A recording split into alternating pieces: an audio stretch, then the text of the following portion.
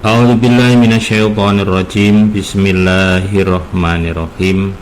Haddatsana Ahmad bin Sa'idin Ad-Darimi, haddatsana Muhammad ibnu Abdullah Ar-Raqasyi, haddatsana Wuhaib ibnu Khalidin, haddatsana Ma'marun an Abdul Karim an Abi Ubaidah bin Abdullah an Abi qala, berkata siapa Abi qala, bersabda Rasulullah sallallahu alaihi wasallam, at-taibu, adapun orang-orang yang bertaubat, minaz dzanbi, dari dosa, yaitu kaman seperti orang la dzanba, yang tidak ada dosa, lahu, bagi orang.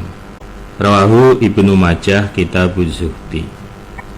Nabi bersabda, orang yang tobat dari dosa seperti orang yang tidak ada dosa. Artinya bahwa ketika orang itu punya dosa kemudian dia bertobat, maka ya dosanya bersih, diampuni, seperti orang nggak punya dosa. Ya, digambarkan seperti kertas putih kemudian dicoret warna hitam misalnya, kemudian coretan ini dihapus sehingga hilang dan kertas itu menjadi bersih tanpa coretan. Ya, berarti ya seperti itu, seperti tidak pernah ada coretan. Maka orang yang berdosa tidak boleh berputus asa, ya, supaya tetap bertaubat.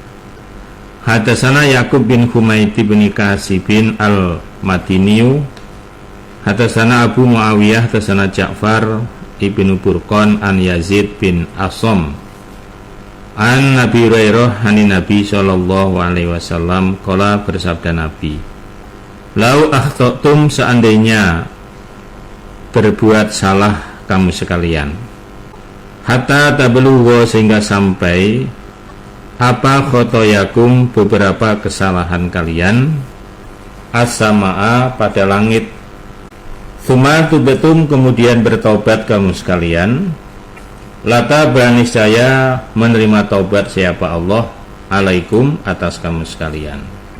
Nabi bersabda, seandainya kalian berbuat salah, kesalahan kalian menumpuk sampai setinggi langit, kemudian kalian bertobat, niscaya ya tobat kalian diterima atau Allah menerima pada tobat kalian. Jadi seberapa banyak kesalahan kita, selama kita mau bertobat dengan taubatan nasuha, sungguh-sungguh, Allah akan menerima tobat kita. Allah akan menghapus kesalahan-kesalahan kita. Jadi orang yang salah itu solusinya bertobat, bukan hanya sekedar menyesal. Menyesal memang bagian daripada tobat, tapi bukan hanya menyesal, bukan hanya menangis. Ya, harus dilakukan pertobatan. Proses tobatnya itu ada. Ya, memang orang tobat itu harus disertai dengan penyesalan. Orang tobat tapi nggak ada penyesalan, ya tobatnya kurang sempurna. An-nadamu taubatun. Penyesalan adalah termasuk bagian daripada taubat. Haddatsana Ahmad bin Dawud As-Samnaniyu, haddatsana Suaid bin Sa'id, haddatsana Ali bin Musirin an Yahya bin Sa'idin an Sa'id bin Musayyabi qala, berkata siapa Sa'id bin Musayyab, Sami itu mendengar saya Abdullah bin Amr ibn al-As qala, berkata siapa Abdullah qala, bersabda Rasulullah sallallahu alaihi wasallam, ma min abdin, tidak ada dari seorang hamba, yalqa, yang bertemu Allah, kepada Allah, ila, kecuali dzanbin, mempunyai dosa. Jadi semua hamba ketika nanti ketemu Allah, semuanya pasti punya dosa. Ila Yahya bin Zakaria, kecuali Yahya bin Zakaria, itu manusia yang bersih dari dosa itu memang. Jadi Yahya memang Allah menciptakan nggak punya nafsu. Dan kemudian zakarnya Yahya itu seperti rombe, seperti pinggirannya sejadah itu loh yang ada rombe-rombenya.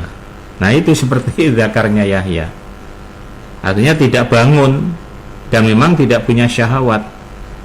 Kalau selain Yahya kadang-kadang nggak bangun tapi syahwatnya, artinya nafsunya tetap ada. Nah, kalau Nabi Yahya memang Allah ciptakan seperti itu dan dia tidak menikah. Nah, makanya Nabi Yahya ini adalah manusia yang tidak punya dosa. Wa inna Allah, maka sesungguhnya Allah yaqulu telah berfirman, siapa Allah, wa sayyidan wa hasura. Nabi Yahya itu wa sayyidan menjadi pemimpin, ya nabi, wa hasuran dan tidak menikah.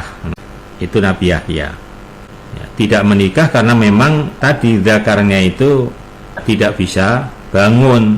Jadi seperti rombenya, pinggirannya pakaian itu rombe-rombe itu. Kalau bersabda Nabi, wa inama dan sesungguhnya zakaruhu zakarnya Yahya mithlu hudbatis saubi, mislu seperti hudbati gombyoknya rombe-rombenya asaubi pakaian, artinya tidak bangun. Wa asyara dan isyarah siapa Nabi bi an milatihi dengan jari kelingkingnya Nabi, artinya kecil. Zakarnya Yahya itu kecil, di bawah daripada standar kecil dan memang ya nggak bangun, jadi kayak benang begitu, kayak rombe-rombe begitu. Nah itulah bahwa selain Yahya semua anak Adam, semua manusia ini punya dosa.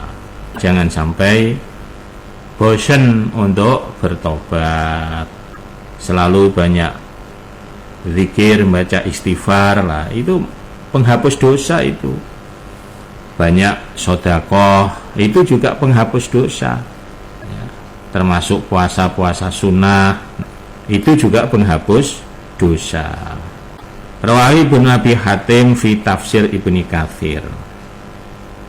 Babuman, babnya orang iktarofa yang mengakui dia bidunubi dengan dosa-dosanya. Qala berfirman siapa Allahu, Allah azza maha mulia siapa Allah, wajalla dan maha agung siapa Allah. Babnya seseorang yang mengakui dosa-dosanya. Jadi dia langsung mengakui di hadapan, kalau dulu di hadapan Nabi, sekarang ya di hadapan seorang pengatur. Wa akharuna dan adapun yang lain iktarafu sama mengakui mereka bidunubihim dengan dosa-dosa mereka. Khalatu mencampur mereka amalan solihan, amalan pada amalan solihan yang baik, wa akhara dan yang lain sayyi'an jelek. Asa semoga Allah ayatuba menerima taubat siapa Allah alaihim atas mereka. Innallaha sesungguhnya Allah Ghafurun zat yang maha pengampun, Rahimun lagi maha penyayang.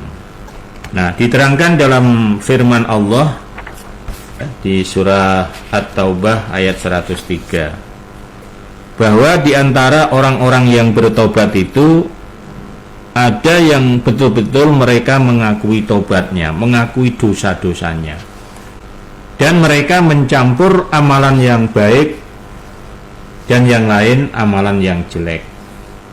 Semoga Allah mengampuni dosa-dosa mereka. Sesungguhnya Allah maha pengampun lagi maha penyayang. Jadi di antara orang yang bertobat itu ada yang memang betul-betul mereka terbuka mengakui dosa-dosanya. Tapi ada juga yang bertobat tapi masih ada yang ditutup-tutupi. Jadi enggak betul-betul 100% ya mengakui, tapi ada yang masih ditutup-tutupi, belum semuanya diakui kesalahannya. Maka semoga Allah mengampuni atau nerima tobatnya mereka. Allah Maha Pengampun lagi Maha Penyayang. Wa qala, dan berfirman siapa Allahu Ta'ala, Allah yang Maha Luhur. Qala Rabbana zalamna anfusana wa illam taghfir lana wa tarhamna lanakunanna minal khasirin. Qala, berkata keduanya, yaitu Mbah Adam dan Mbah Hawa. Ini setelah Allah menurunkan Mbah Adam dari surga, dan Allah mengajari kalimat taubat kepada Mbah Adam. Ini kalimatnya ini. Begitu turun di dunia, Mbah Adam dan Mbah Hawa langsung bertobat pada Allah. Nah, ini membaca kalimat taubat ini. Rabbana, ya Tuhanku, zolamna, telah menganiaya aku, anfusana, pada diriku, ya Allah. Saya telah menganiaya diri saya, ya Allah. Yaitu berbuat dosa itu. Kalau Mbah Adam dulu ya tidak boleh mendekati pohon khuldi, malah mendekati, malah mencicipi buahnya. Ya, wala taqraba hadhihi syajarah. Nah, itu. Wa ilam taghfir, dan jika tidak mengampuni engkau Allah, lana, kepada kami, wa tarhamna, dan mengasihi engkau kepada kami, lanakunanna, niscaya ada sungguh kami, minal khasirin, dari orang-orang yang rugi. Allah berfirman, Adam dan Hawa kemudian bertobat kepada Tuhannya. Ya Allah, saya telah menganiaya diri saya, ya Allah. Jika engkau tidak mengampuni kepada dosa-dosa kami dan tidak menyayangi kepada kami, maka sungguh kami akan menjadi orang-orang yang rugi. Inilah bedanya ketika itu sama-sama iblis, Adam dan istrinya diturunkan dari surga ke bumi, ke dunia ini. Tapi Adam dan Hawa bisa kembali kepada jalan yang benar karena bertobat, dan Allah menerima tobatnya. Sedangkan iblis, dia tidak bertobat, dia malah sombong, dia malah angkuh. Nah, itu. Dan memang iblis sudah dilaknat oleh Allah sampai hari kiamat. Oleh Allah, iblis diberi umur sampai habisnya dunia, karena minta pada Allah, ya Allah, berilah saya kesempatan ila yaumiddin, sampai kiamat. Oke, kata Allah, saya kasih. Makanya iblis ini ya tua banget umurnya, udah bukan hanya sekedar ribuan itu. Adam dan Hawa oleh Allah diberi tuntunan kalimat tobat. Nah, ini rupanya, Rabbana zalamna anfusana wa illam taghfir lana wa tarhamna lanakunanna minal khasirin. Nah, ini boleh kita pakai. Rabbana zalamna anfusana wa illam taghfir lana wa tarhamna lanakunanna minal khasirin.